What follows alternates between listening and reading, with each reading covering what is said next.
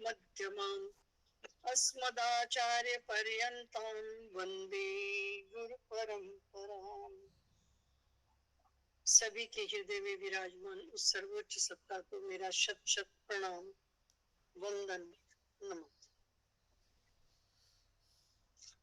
आप सभी में भगवान कृष्ण का निवास, उन्हीं भगवान कृष्ण को ध्यान में रखकर उसी परम पिता परमात्मा के चरणों में अपने हृदय को लगाते हुए हम आज की कथा में प्रवेश करते हैं। प्रभु हमें अपनी भक्ति दें, अपना ज्ञान दें, अपने चरणों में रखें, ऐसी कामना करते हैं। आइए उसके नाम का स्मरण करते हैं।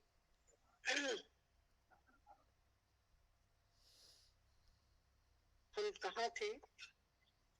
8वें पे? जी दीदी 8वें पे।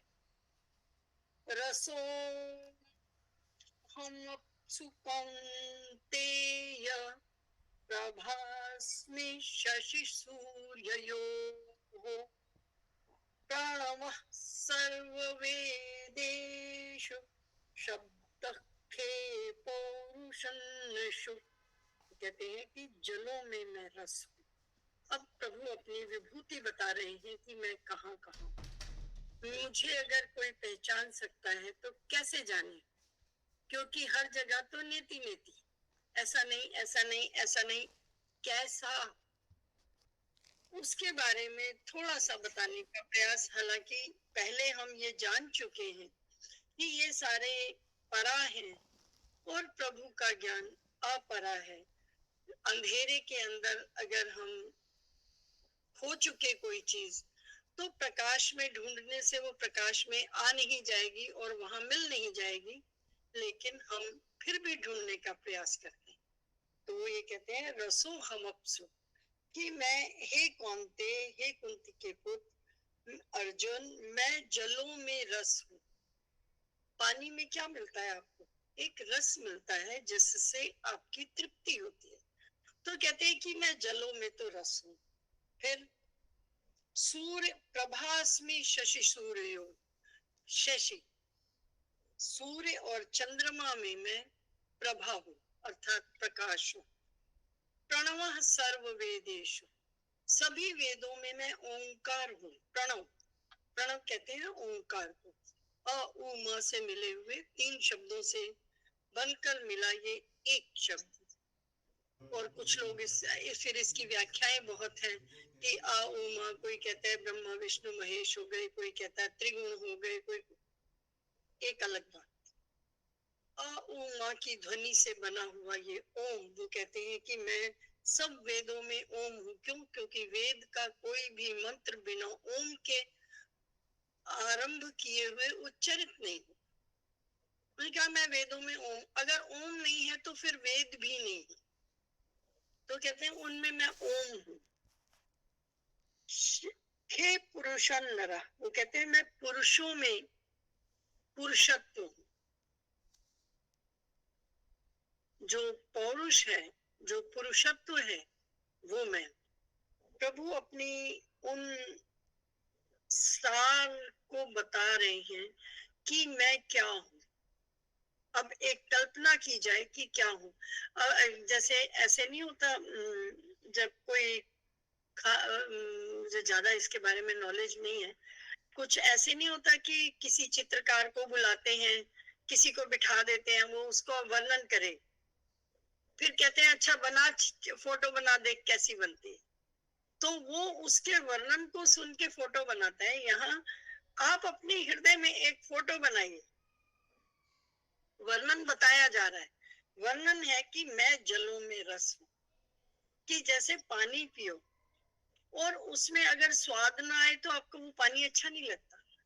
तो जो उस पानी का स्वाद है वो प्रभु स्वयं है, और स्वाद को कभी भी आप एक्सप्लेन नहीं कर सकते। पानी में आप देखो, वैसे अगर कोई कहे कि पानी कैसा था, आप कहते हो अच्छा था।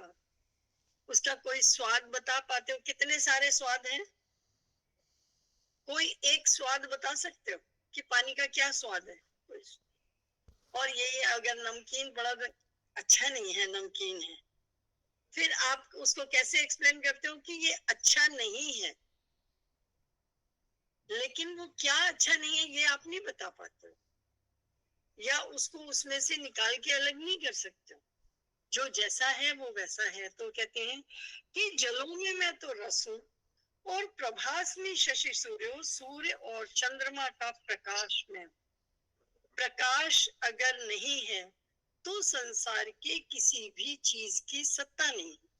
कल कल और परसों में से किसी दिन मैंने बताया था कि मैं उठा तो मैंने सबसे पहले क्या देखा? प्रकाश। अगर प्रकाश नहीं देखा तो तुमने, प्रकाश नहीं है तो कुछ है ही नहीं। आप कह सकते हो कि आप अंधेरे में हो, पर जब एक लाइन है कि हम प्रकाश के प्रकाश में देख सकते हैं, प्रकाश से प्रकाशित होने पर किसी भी वस्तु का उद्घाटन हो जाता है। ठीक, शायद ठीक वाक्य है ना? तो बिना प्रकाश के आप क्या उस प्रकाश, क्या अंधेरे को भी प्रकाश में देख सकते हैं? नहीं। ये तो प्रकाश का ना होना है। अंधेरा अपने आप में कोई सत्ता नहीं है, प्रकाश नहीं है इसलिए तुम कह रहे हो कि अंधेरा है। लेकिन अगर आपसे पॉजिटिवली डिफाइन करना चाहें तो आप क्या कहोगे? दिख नहीं रहा, लेकिन आप उसे एक्सप्लेन नहीं कर सकते क्या है। प्रकाश नहीं है, रोशनी नहीं है, कुछ नहीं दिख रहा, नहीं है। इसी तरह हम प्रभु को भी कहते हैं नहीं नहीं नहीं नहीं, वो ऐसा नहीं है। कैसा है? अरे देखा ही नहीं तो कैसे बताऊं कैसा है? देखा कहाँ? और जिस दिन देख लेंगे उस दिन हम बताने नहीं आएंगे, फिर वो लाइन क्रॉस हो गई, फिर बताने की सीमा से हट जाएंगे। इसलिए प्रभु हमेशा नेति नेति ही रहेंगे। जो इधर है उसके लिए नेति नेति है, जो उसके पास है वो तो उसी का रूप हो गया। फिर वो और प्रभु अलग नहीं तो बताने कौन आएगा? तो वो ये कहते हैं प्रभास में शशि सूर्य हो, कि मैं सूर्य और चंद्रमा में प्रकाश हूं। अर्थात ये सारा जागतिक जगत मेरी ही प्रभा से प्रकाशित है, किसी अन्य से नहीं। अगर इन सूर्य और चंद्रमा में से प्रकाश को हटा दो, फिर सूर्य चंद्रमा कहाँ है? दिखेंगे ही नहीं। ठीक इसी तरह जो प्रभु को पालेगा वो प्रभुमय हो जाएगा, और जो प्रभु को नहीं पालेगा वो उसको नेति नेति कहता है। तो वो ये कहते हैं कि मैं इसमें प्रभा हूं, जो ये प्रकाश है वो मैं हूं। और सभी वेदों में वेद हम क्या कहते हैं? ये अक्षर ब्रह्म है, अर्थात शब्द के रूप में ब्रह्म है। क्या? वेद। अब वेदों की सत्ता में जो प्रणव है वो मुख्य है। वो कहते हैं वो प्रणव मैं हूं।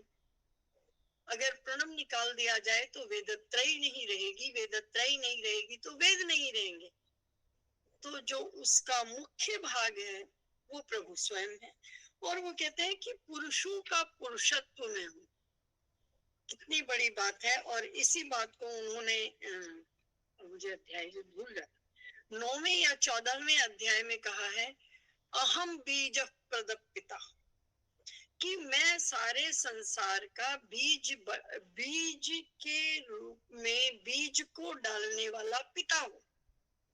स्वयं को डिफाइन किया है प्रभु ने, अहम बीज प्रदपिता, कि मैं सारे संसार में बीज रूप पिता।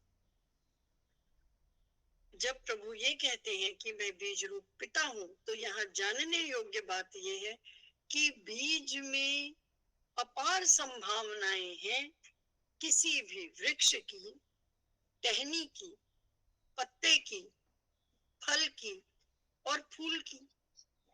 और अंततो गत्वा, मतलब आज तुमने एक बीज बोया, उसकी ये सारी संभावनाएं प्रकट हो जाएंगी समय के साथ, नो डाउट। अंततो गत्वा, वो फिर अंत में क्या बन जाता है? फिर वो बीज बन जाता है। फिर वो एक दिन ऐसा आता है वो पेड़ नहीं रहता, वो फिर से बीज बन जाता है।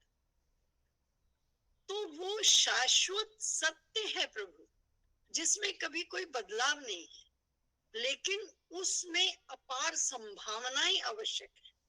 उसमें सभी संभावनाएं हैं कि वो टहनी बने, पत्ता बने, फूल बने, फल बने, और उसमें जितनी भी एक वृक्ष के अंदर चीजें हम देख सकते हैं, हो सकती हैं, वो सारी उस बीज में है।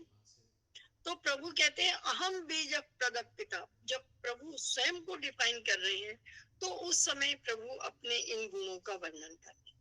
अब आगे वो कहते हैं पुण्यो गंधा पृथिव्याम च तेजश्चास्मि विभावसौ जीवनम सर्वभूतेषु तपश्चास्मि तपस्विषु। वो कहते हैं कि मैं पृथ्वी में गंध हूँ। जब धरती के ऊपर बारिश की पहली बूंद पड़ती है, कितनी बढ़िया सुगंध आती है। कहते हैं मैं वो गंध हूँ। जो धरती के अंदर गंध है वो मैं हूँ। और वो कहते हैं तेजस चास में विभावसो, कि मैं संपूर्ण अग्नि के बिना तो कुछ है नहीं। वो कहते हैं जो अग्नि में तेज है, जो अग्नि का अग्निपन है, वो भी मैं हूँ। फिर वो कहते हैं कि जीवनम सर्वभूतेषु, सब भूतों में मैं जीवन हूँ। जो ये चिति है वो प्रभु स्वयं है। और वो कहते हैं तपश्चास्मि तपस्विषु, और सारे तपस्वियों में मैं तप। अब ये जितनी भी चीजें प्रभु ने अपने नाम से बताई कि इनमें मैं ये हूँ, इनमें मैं ये हूँ, उन्होंने अपने आप को सर्वव्यापक और मूल तत्व के रूप में बताया है कि वो मूल तत्व हैं। उनसे निकलकर ये सारा जागतिक जगत बना हुआ। कहने का भाव तो यही हुआ, जब प्रकाश वो है, सुगंध वो है, गंध वो है, तेज वो है, और हर सारे जागतिक जगत का मूल कारण वो है, तो फिर वो क्या नहीं है तो वो हर जगह। ठीक उसी तरह अगर हम इसको एक उदाहरण से समझना चाहें कि अगर कोई मिट्टी से घड़ा बनाए, सोने से जेवर बनाए, चाहे कितने भी जेवर क्यों ना हो, मूल तत्व उसमें सोना है। कितने भी बर्तन बन जाए, मूल तत्व मिट्टी है। और वो मिट्टी प्रभु कहते हैं कि मैं खुद हूँ। हर चीज का जो मूल तत्व है वो मैं हूँ। और मैं, इसका मतलब ये नहीं है कि तुम मुझे सोने की तरह एक चीज में डिफाइन कर सकते हो या मिट्टी की तरह एक चीज में डिफाइन कर सकते। कहते नहीं, हर चीज का मूल तत्व मैं हूँ। यानी उनकी व्यापकता भी है, खाली वो है नहीं, तत्व एक नहीं है, उसकी व्यापकता भी, कि वो हर चीज के तत्व वहां है, वो है और हर चीज में है। हर चीज के मूल तत्व के रूप में आप उनकी कल्पना कर सकते हैं।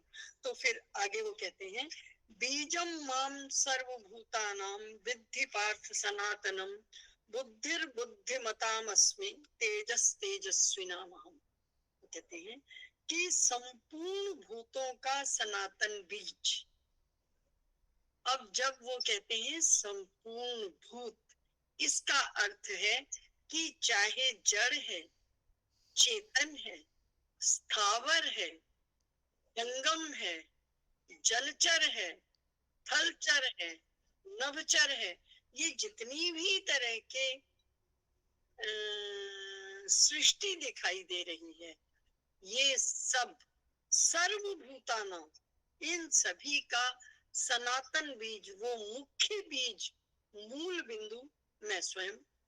और वो कहते हैं बुद्धिमानों का बुद्धि और तेजस्वियों का तेज भी मैं।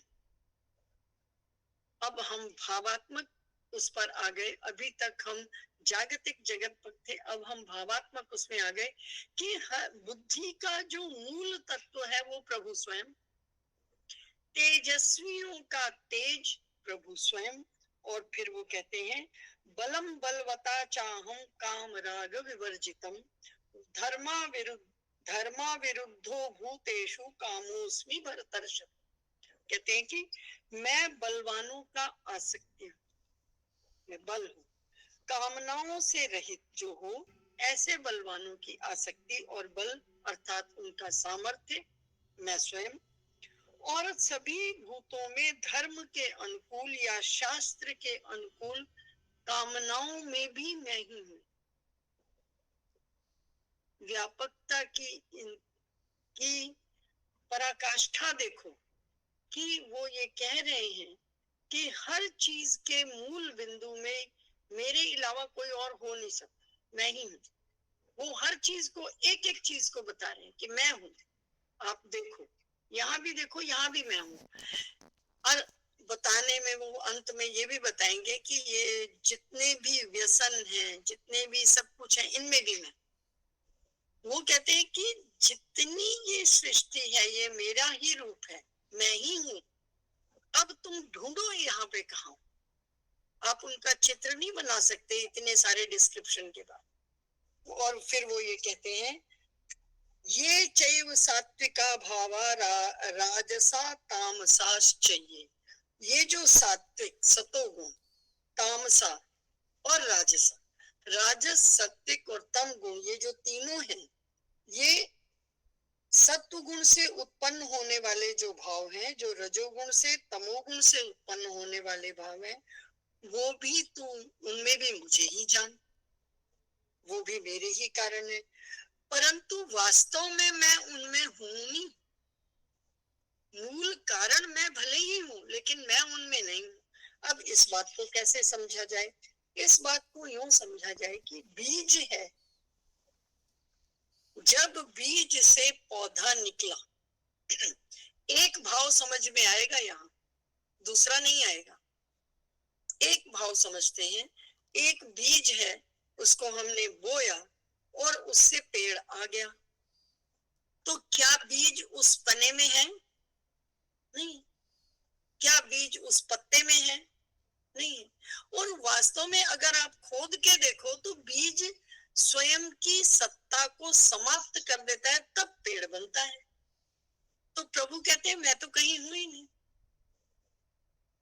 तुम सब जगह मुझे देखो, मैं सब जगह हूं, पर तुम ये सोचो कि मैं उनमें, मैंने अपने आप को इतना सारा बांट के हर जगह अपनी सत्ता को बना लिया, बिल्कुल नहीं, भूल जाओ।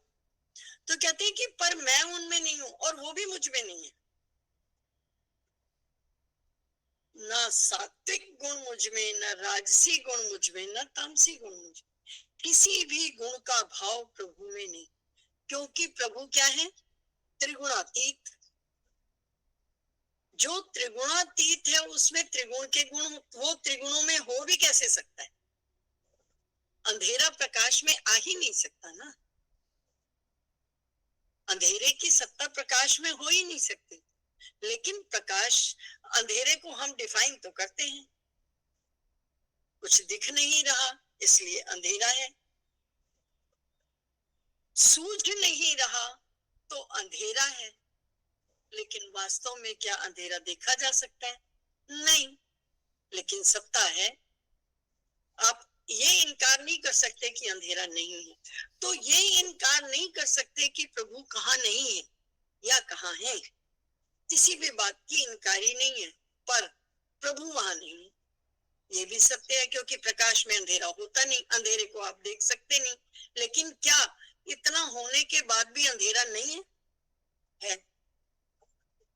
इस बात को बस ऐसे ही समझा जा सकता है। वो प्रभु कह रहे हैं कि मैं इनमें नहीं हूं और ये मुझ में नहीं है, क्योंकि मैं त्रिगुणातीत हूं, मैं इनसे परे हूं। जो व्यक्ति उससे परे है वो उसमें कैसे हो सकता है? तो प्रभु स्वयं को पूरी तरह से यहाँ पर अपना एक तत्व रूप दिखाने का प्रयास है। प्रयास क्या, वो तो दिखाई रही है। हमारी जुबान में भी ना शब्द नहीं है। जो वो कहते हैं कि जो ये भाव है ये सारे मैं हूं, लेकिन वो मुझ में और मैं उनमें नहीं। ना मैं त्रिगुण में हूं, ना त्रिगुण मुझ में है। मैं त्रिगुणातीत हूँ। जो त्रिगुणातीत है वो ना त्रिगुण में हो सकता है ना त्रिगुण उसमें हो सकते हैं। ये तो हमारी डेफिनेशन में फिट बैठता है। लेकिन प्रभु से वो उत्पन्न है, या प्रभु का तेज उनमें है, या प्रभु के कारण उनकी सत्ता है, फिर भी प्रभु उनमें नहीं है। ये हमारी बुद्धि से थोड़ी सी ज्यादा खड़काने वाली बात है कि हम समझ नहीं पाते। तो वो ये कहते हैं कि सारा जगत तो मेरा ही स्वरूप है, इसमें कोई दो राय नहीं। और इस प्रकार से, और सारा जगत तीन भावों में है, ये भी पक्का है। सत्व गुण, रजोगुण, तमोगुण, या तो सत्व होगा, या तो रजस होगा, या तो तमस होगा। लेकिन प्रभु कहते हैं कि मैं इन तीनों गुणों में नहीं हूँ, मैं त्रिगुणातीत हूँ। और मैं, ये तीनों गुण मुझ में नहीं है। वो डेफिनेटली जब वो त्रिगुणातीत है तो उनमें हो नहीं सकते। तो वो आगे कहते हैं, त्रिभिर गुण मय भावैर सर्वमिदं जगत मोहितम नाभिजानाति मामेभ्यः परमव्ययम्। वो कहते हैं गुणों के कार्य रूप, जैसे सात्विक, राजसिक, तामसिक, ये तीनों भावों में सारा संसार मोहित हो रहा है। अर्थात ये सारा संसार त्रिगुणात्मिका प्रकृति के अधीन है। ये अर्थात किसी न किसी गुण का कोई न कोई अधीन है। कोई भी ऐसा नहीं है जो इस त्रिगुण से अतीत हो गया। पूरे संसार की कोई भी चीज इन तीन गुणों से अलग नहीं है। फिर लेकिन इसलिए तीन गुणों से परे मुझ अविनाशी को वो नहीं जानता। अब प्रश्न आया कि प्रभु, जब हर चीज में आप हो तो हम आपको जानते क्यों नहीं, हम आपको पहचान क्यों नहीं पाते, हम आपको जान क्यों नहीं? तो कहते हैं क्योंकि मैं त्रिगुणातीत हूँ और आप त्रिगुण के अंदर हो। मैं हूँ संसार के हाथों में, संसार तुम्हारे हाथों में। तो जब हमने गठरी बांध रखी है और हम गठरी के अंदर ढूंढ रहे हैं, तो वो तो गठरी पकड़ के खड़ा है ना, उसको कैसे देखेंगे? हम तो गठरी के अंदर है। तो हम त्रिगुण के अंदर हैं, हम त्रिगुण के किसी एक भाव में रचे बसे। लेकिन वो प्रभु जो है वो त्रिगुणातीत है, इसलिए हम उसको जान नहीं पाते। तो बोले क्या वास्तव में प्रभु कभी जाने नहीं जा सकते? फिर ये भी एक सवाल आता है, अगर जाने नहीं जा सकते, हम काहे प्रयास कर रहे हैं भाई? फिर हम भी छोड़ दें, हमने किसी दूसरे धंधे में लगे, हमारे पास टाइम तो है नहीं, वैसे भी नहीं होता। तो वो ये कहते हैं नहीं, ऐसा भी नहीं। वो कहते हैं देवी ही ऐशा गुणमयी मम माया दुरत्या। अब यहाँ पर आकर वेदांत के एक सिद्धांत का निरूपण किया है, जब उन्होंने माया शब्द को माया से अभिहित किया। और यहाँ पर कहते हुए वो कहते हैं देवी ही ऐशा गुणमयी, कि ये जो माया देवी है, वो बीएसपी वाली मत समझना भाई, ये जो अलौकिक अद्भुत त्रिगुणमयी जो माया है वो बड़ी दुस्तर है। मम माया दुरत्यया, ये बहुत दुस्तर है।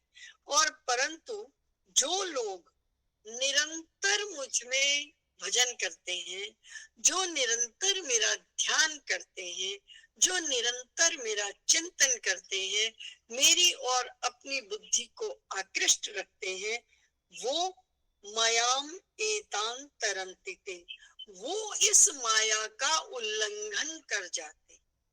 और जब माया का उल्लंघन हो जाएगा तो प्रभु की प्राप्ति हो जाएगी। तो ये मत सोचो कि प्रभु मिलेंगे ही नहीं।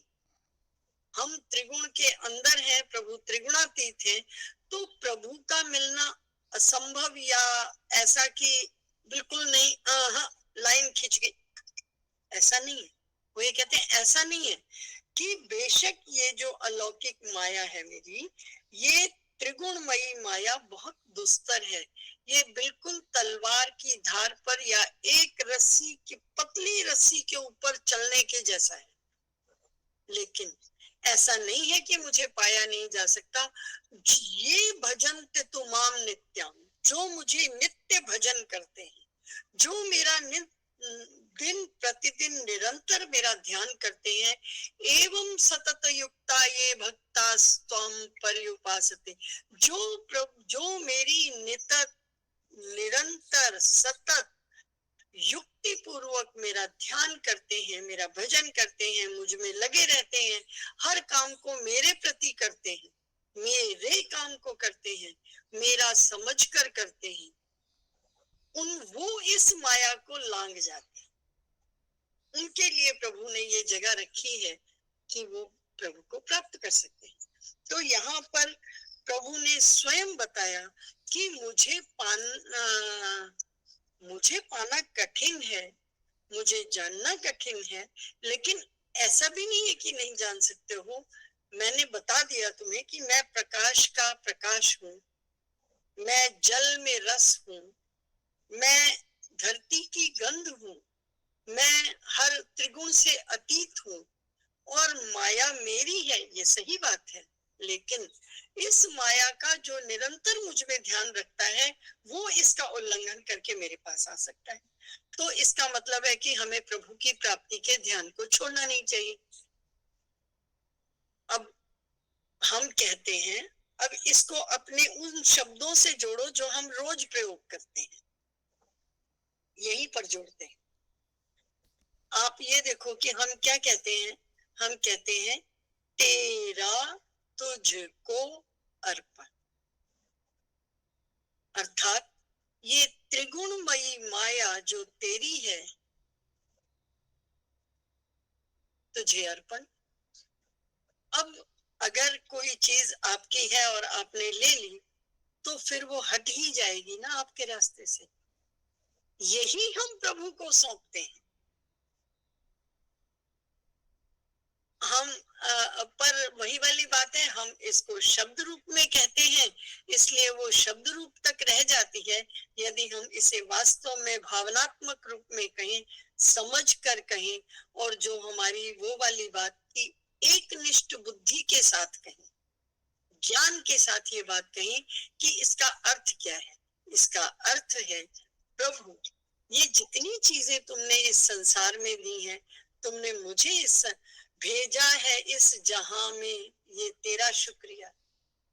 उसके लिए तो धन्यवाद है ही है कि प्रभु कम से कम आपने मुझे उस योनि में भेजा जिस योनि में मैं तेरे दर्शन कर सकता हूँ। मनुष्य के अलावा कोई अन्य योनि नहीं है जहां दर्शन हो सके। अब आप काकभूषुंडी जी का उदाहरण मत देना कि वो कौवा होके भी उन्होंने दर्शन किया था, वो वास्तव में कौन थे ये सब आपको पता है।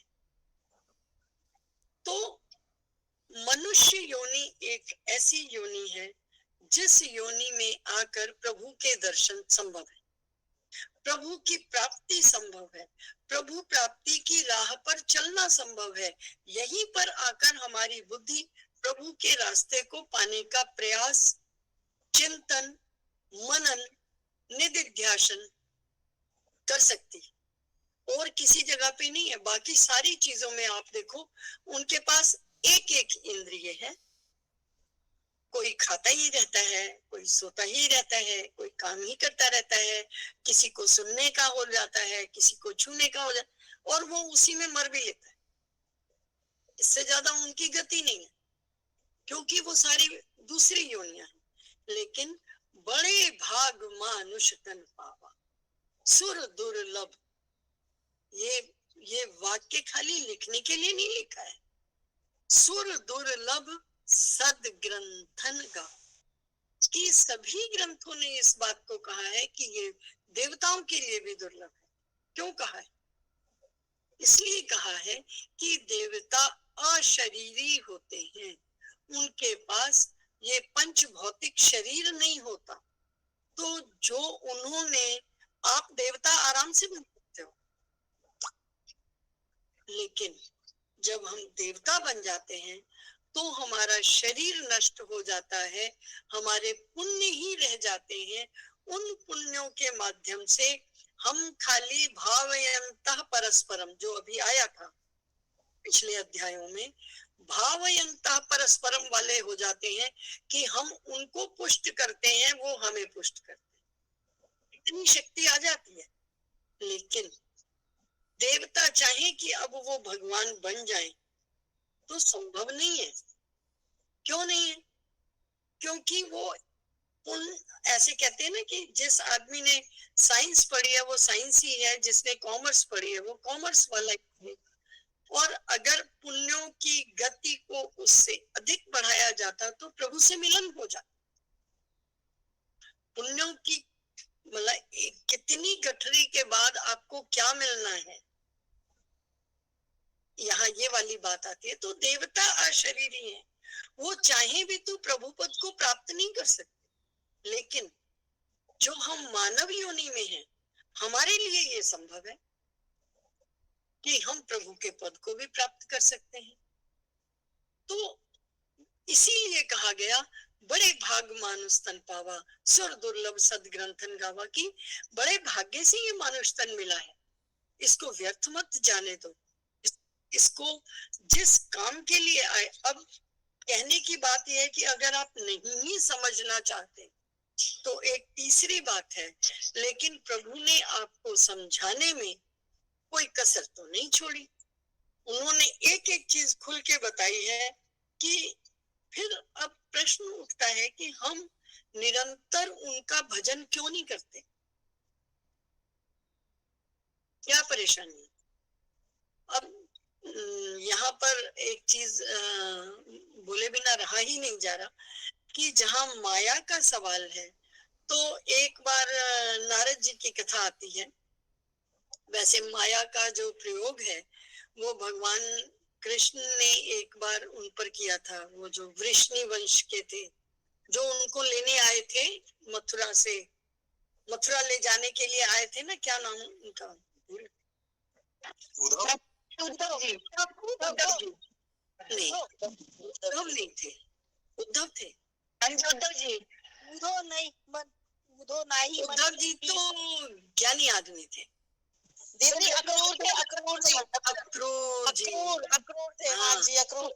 उद्धव जी इसलिए याद किए जाते हैं कि उनको प्रभु ने स्वयं ज्ञान दिया था और भक्ति की कमी रह गई थी, तो उनको राधा जी के पास भेजा गया कि जाओ तुम भक्ति सीख करो, भक्ति क्या होती है। तो जब राधा जी ने उन्हें कहा कि ऊधो को अवराधे एक हो तो सो गयो श्याम संग को अवराधे, इसकी मन तो एक ही था भाई, वो अब मेरे पास है ही नहीं, तो अब मेरा ध्यान कहीं और कैसे लग सकता है। उसके लिए मन चाहिए ना, क्योंकि मनश्चष्ठानि इंद्रियाणि, मन है जो इंद्रियों से कार्य करवा लेता है। तो मेरे पास तो मन ही नहीं है भाई, वो ले गया। और जब वो ले गया तो अब मैं तो कुछ कर ही नहीं सकती, भूल जा। अब तेरा कोई ज्ञान मेरे ऊपर से, बिल्कुल तेल मैंने लगा रखा है भक्ति का, अब तू पानी डालता जा, वो तो चिपकेगा ही नहीं, वो नीचे गिर जाएगा, मेरे को छुएगा नहीं। कभी भी आप देखो, खूब सारा तेल लगाओ, आप तेल लगा के नहाने चलो, पानी ठहरता नहीं है आपके शरीर पर। तो अब नहीं, एक खुतो सो गयो श्याम संग को अवराधे। अब तुम्हारे इस को कौन इस ज्ञान में के पचड़े में फंस रहा है भाई। वो इसी तो मेरा मन ले गया, अब वो उसमें लग गया, अब कहीं और नहीं जाता, मैं वहां से हटाऊं ही नहीं तो कहीं और लगेगा कैसे। और इसी बात को रामकृष्ण परमहंस जी ने कहा था कि हाँ ये ठीक है, मेरा कैंसर ठीक हो सकता है, लेकिन उस जहां वो लगा है वहां से हटाना पड़ेगा ना, वो नहीं मैं चाहता। मतलब अच्छा भला इस नदी को पार कर गया, मैं वापिस इधर लाऊं, भूल जाओ, इसके साथ ही ठीक। तो प्रभु कहते हैं नमाम श्री कृष्ण गोविंद हरि मुरारी, हे नाथ नारायण वासुदेव। श्री कृष्ण गोविंद हरि मुरारी, हे नाथ नारायण वासुदेव।